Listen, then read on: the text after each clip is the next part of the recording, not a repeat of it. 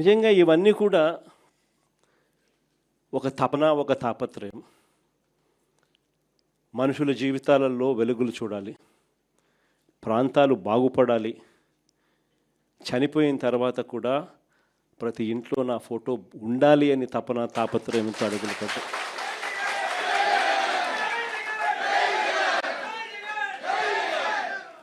కానీ ఈ 2 సంవత్సరాలు చంద్రబాబు నాయుడు గారి పాలన కూడా చూసాం. ఎన్నికలకు ముందు వీళ్ళేమన్నారు? ఎన్నికలకు ముందు జగన్ ఇచ్చేటివే కాదు, జగన్ కన్నా ఎక్కువ సూపర్ 6లు, సూపర్ 7లు అన్నారు. ప్రతి ఇంటికి బాండ్లు పంచారు. ఆ బాండ్ల మీద పవన్ కళ్యాణ్ ఫోటో, చంద్రబాబు నాయుడు గారి ఫోటో, మళ్ళీ వాళ్ళిద్దరు సంతకాలతో పాటు రావడము. మీ ఇంట్లో ఇంతమంది ఆడవాళ్ళు ఉన్నారా, 18 సంవత్సరాలు నిండిన వాళ్ళు ఉన్నారా, అటైతే మీకు నెల మీకు 1500, మీకు 1500, మీకు 1500.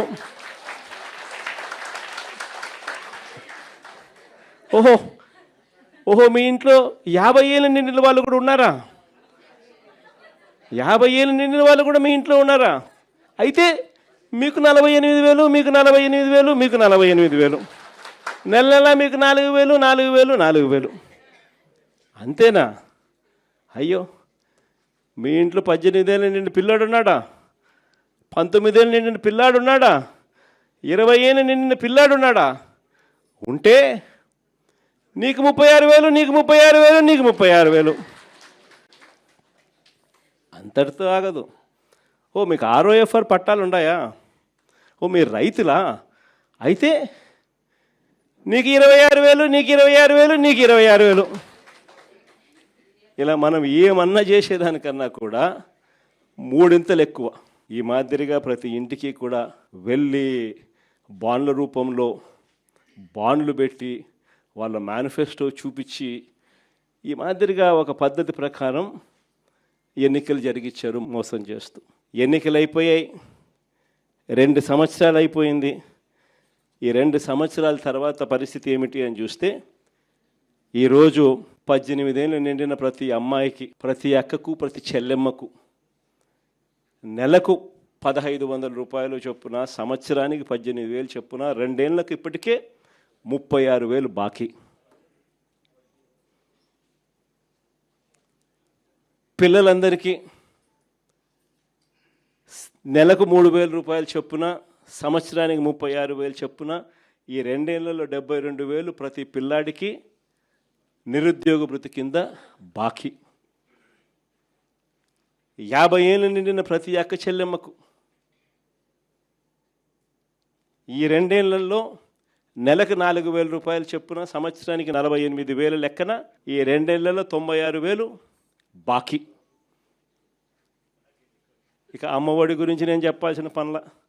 మొదటి సంవత్సరం ఎగరగొట్టేసినారు, రూపాయిలే. 2వ సంవత్సరం 20 లక్షల మంది పిల్లలకు ఎగరగొట్టేసినారు. మిగిలిన వాళ్లకు కొంతమందికి 9,000, కొంతమందికి 8,000, కొంతమందికి 10,000, కొంతమందికి మాత్రం 13,000. రైతు భరోసా గురించి 2 ఏళ్లలో ఇవ్వాల్సింది PM కిసాన్ కాక 20,000 ఇస్తానని చెప్పి అప్పుడు చెప్పాడు. అన్నదాత సుఖీభవ అని పేరు పెట్టాడు. 2 ఏళ్లలో ఇవ్వాల్సింది 20,000, 20,000, 40,000 అన్నదాత సుఖీభవ కింద. 2 ఏళ్లకు కలిపి ఇచ్చింది కేవలం 14,000, బాకీ 26,000. ఇలా ప్రతి అడుగులోనూ కూడా, గ్యాస్ సిలిండర్ల విషయంలో కూడా, ఇప్పటికి గ్యాస్ సిలిండర్లు దాదాపుగా 2 ఏళ్ళకు కలిపి 6 సిలిండర్లు.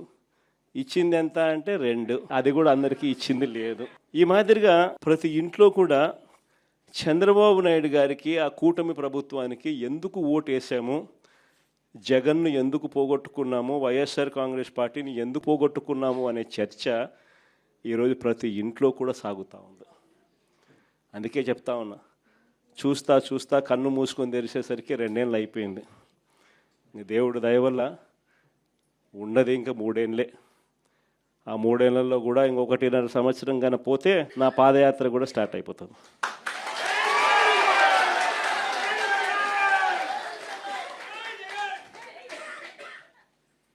కాబట్టి కన్ను మూసుకొని కన్ను తెరిచేసరికి మన కళ్ళ ఎదుటే ఈ దుర్మార్గమైన పాలన కూడా త్వరలోనే ఎండ్ అయిపోయే పరిస్థితి కూడా త్వరలోనే వస్తుంది. నేను మీ అందరితో కూడా కోరేది ఒకటే, అన్యాయమైన పాలన చూస్తూ ఉన్నాం. ఎవరైనా కూడా ఈ విషయాల మీద చంద్రబాబు నాయుడు గారిని గట్టిగా ఎవరైనా ప్రశ్నిస్తే వెంటనే వాళ్ళ మీద కేసులు, దొంగ సాక్ష్యాలు అన్నీ కూడా విపరీతమైన హెరాస్మెంటు, ఇటువంటి రెడ్ బుక్ రాజ్యాంగం కూడా చూస్తూ ఉన్నాం. ఇలాంటి పరిస్థితుల నేపథ్యంలో మీ అందరినీ కూడా కోరేది ఒకటే, ఏదైనా కూడా ఒక చీకటి అన్నది వీగిపోవాల్సిందే. ఉన్నది టెంపరీగా కొంతకాలం మాత్రమే ఉంటుంది. ఆ తర్వాత వెలుగు రాక తప్పదు, పగటిపూట సూర్యుడు ఖచ్చితంగా ప్రకాశింపక తప్పదు అన్నది మాత్రం ఖచ్చితంగా గుర్తుపెట్టుకోండి. ఈ జరగబోయే ఇక కేవలం ఉన్న ఈ నెక్స్ట్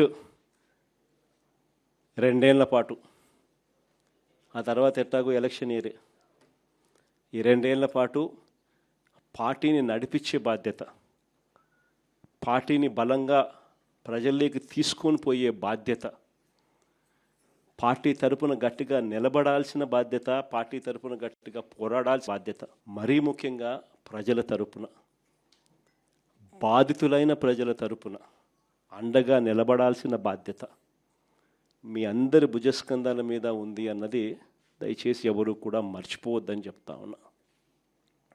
మీ అందరితో కూడా నేను చెప్పేది ఒకటి, రేపొద్దున వైఎస్ఆర్సీపీ పార్టీ వచ్చిన తర్వాత, అధికారంలోకి వచ్చిన తర్వాత, జగన్ 2.0 స్టార్ట్ అయిన తర్వాత ఈసారి మాత్రం కార్యకర్తలను అందరికన్నా బాగా చూసుకుంటానని మాత్రం ఖచ్చితంగా చెప్తాను.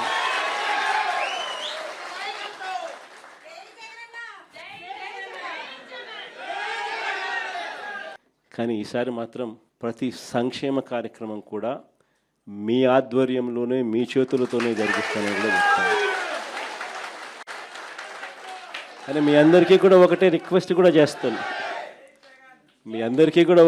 రిక్వెస్ట్ కూడా చేస్తాను.